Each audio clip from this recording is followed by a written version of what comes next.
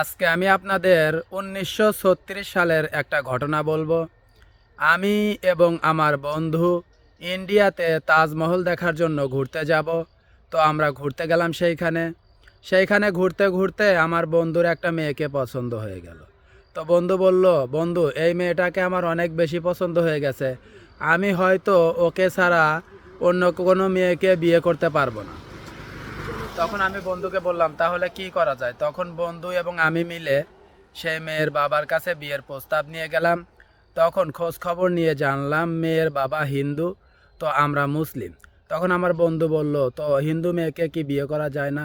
তখন আমি বললাম, আমার প্রিয় নবীজির হাদিস হচ্ছে এমন, যদি কোনো অমুসলিম ইমান আনার পর তার সাথে বিবাহ বৈধ হবে, কিন্তু যদি ইমান না আনে, অমুসলিম থাকে, অমুসলিম এবং মুসলিমের বিবাহ বৈধ নয়।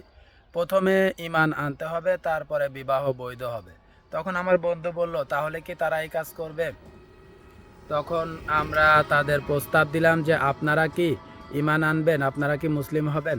তখন তারা সেইটা না স্বীকার করে দিল। তখন আমরা বললাম, তাহলে হয়তো এই বিবাহ সম্ভব না।